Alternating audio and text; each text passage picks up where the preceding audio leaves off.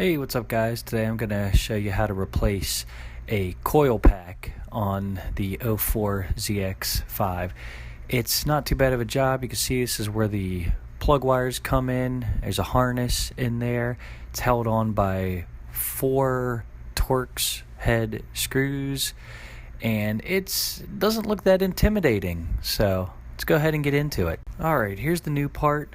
As you can see, we got the 1, 2, 3, 4 screw holes where it goes in. We got the front where the wire harness goes in. Got the 4 tops where the plug wires go. Looks pretty self-explanatory. Doesn't look too bad at all, does it? This just turned into an interesting video. I just spun the new part on, and I think I found out what the problem was, and it might not be this, which would explain why I didn't have a check engine light for it anyway when you typically do. Although I was feeling like it was bad, when I went to connect everything back up, it looks like, I don't know if you can see right there, that one of the wires has split. And it's not as dramatic looking on camera as it looks in person, but this is not good. This is not as simple as spinning off an old coil and putting a new one on. So let me get to the drawing board, see what I can figure out, and see what I can do. And like I said, this video just got a little more interesting. Alright guys, here we go. This is it. I got it taken back apart now, and here's why my car, I guess, was spitting and sputtering. I thought it was a bad coil pack because I've got newer plugs, newer wires in there. Didn't do the coil pack because typically you don't do them until they fail, but typically you also get a check engine light for them. So I was not getting a check engine light, but I was having basically everything manifesting like a bad coil pack, and I just had the clutch done, so I knew it wasn't that. But it looks like this is going to be it. So I'm going to try and figure something out. I've repinned car stereo harnesses that have been pinned wrong, but this is a little more intimidating just given what it is. But I'm going to try to figure something out, and I'll let you guys know what it ends up being. Alright, so it's the next day, and I've just got back from the Ford dealer. They did, believe it or not, have a part.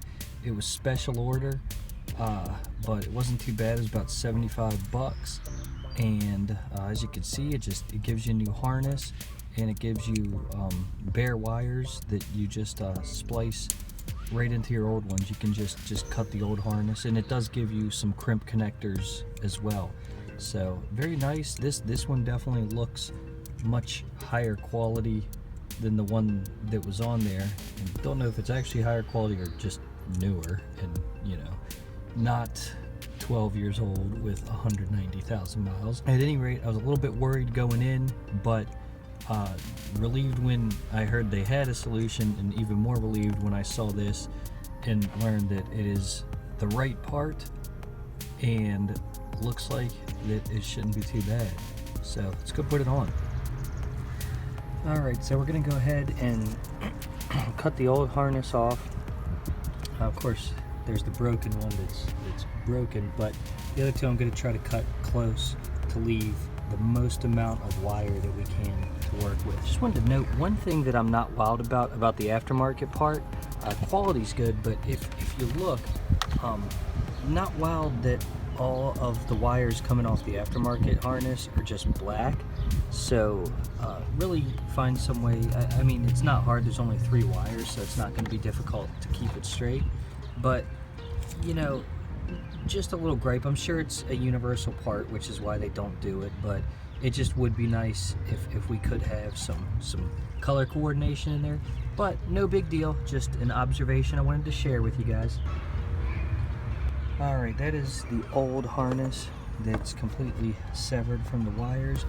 This is what came with the new one to connect it.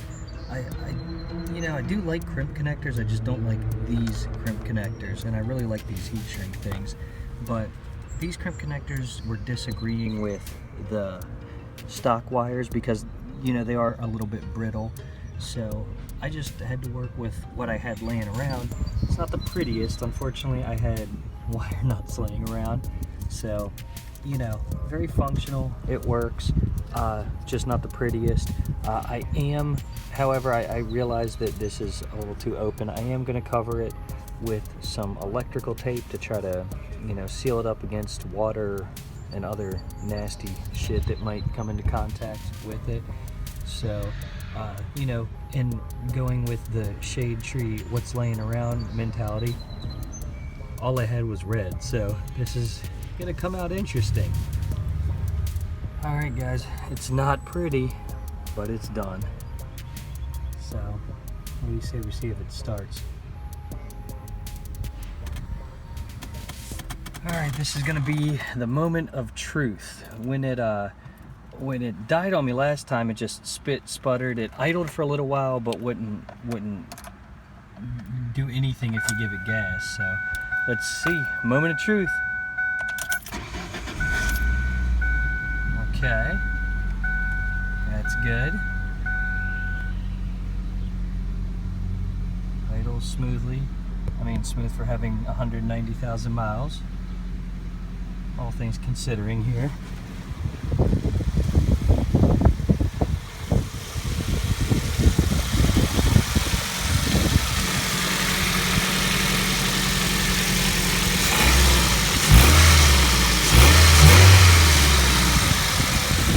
Well, I think we got it. When I had it going bad, when I would rev it like that at the engine, it would just spit, sputter, hesitate, then stall. So I think we got it. I'm gonna let it warm up a little bit and we'll go on a test drive in a few. All right, guys, I'm out on a test drive and I've actually been out for a few minutes now and all seems good. I got, I don't want to say I got power because, you know, it's a Focus, but you know what I mean. I got power. It's not losing power. It's not hesitating. You know, I haven't done a high RPM full wind out run, but under high load, low RPM, and mid load, and normal driving conditions, it's holding up. It's doing well. So I'm gonna take it out.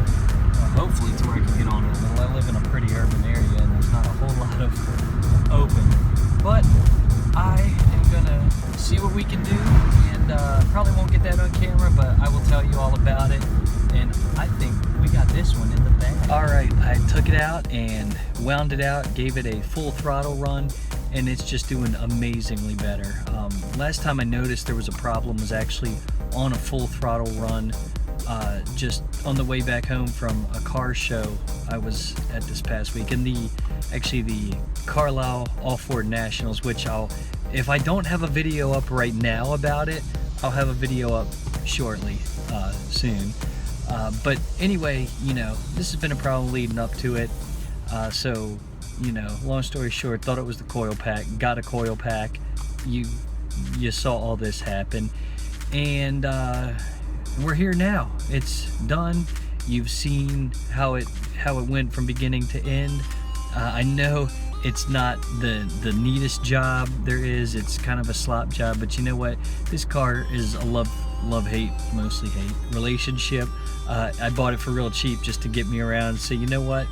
It's not like, you know, any of the cars I just saw at the show. It's not supposed to be an awesome, super neat and tidy thing. As long as it's working, I'm happy.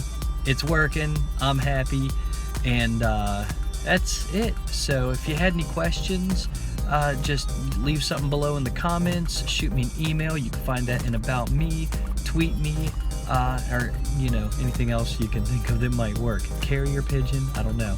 But anyway, hope you like this, hope this was helpful. And again, if you have any questions or want to ask me anything about what I did or about, you know, anything else, just leave it below, email me, and have a good one.